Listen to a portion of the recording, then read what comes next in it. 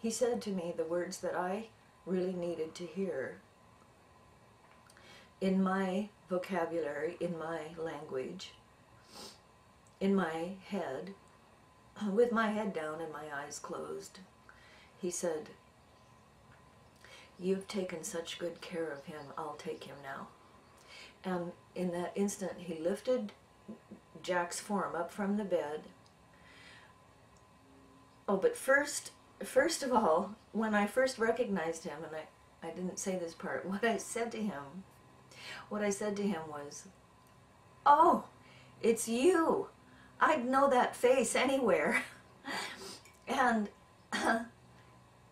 he was smiling and joyous, almost like, he had anticipated that I would be very excited and thrilled to see him. But then he gave me the words that I needed. "You've taken such good care of him, I'll take him now."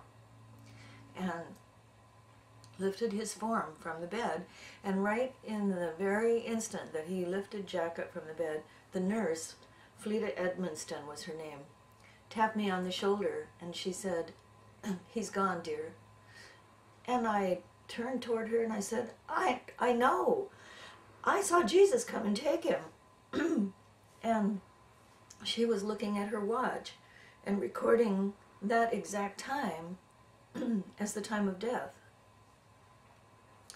And when the when the undertakers came, somebody very politely suggested I leave the room, and that this wasn't a part of the evening I would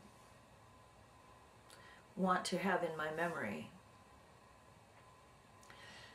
But I wouldn't leave, and I was thrilled. I was so high and full of joy, and it didn't bother me when they put his body in a plastic bag and closed the zipper, because I had seen the real Jack depart from his discarded body in the hands of one I trusted. So, and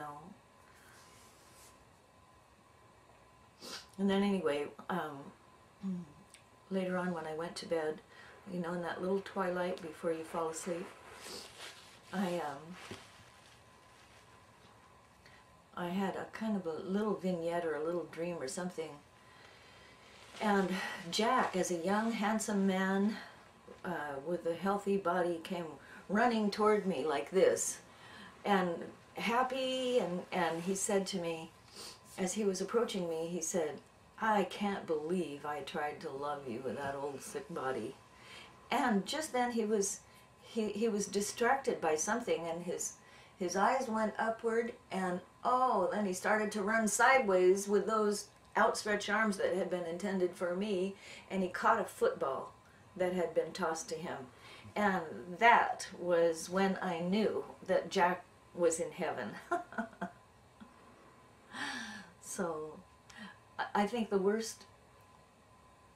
could have been the worst night of my life, but it turned out to be the best, probably the best night of my life. And sometime I'll tell you about the dream that I had that gave me premonitions that he had a terminal illness. But, no, that's another story.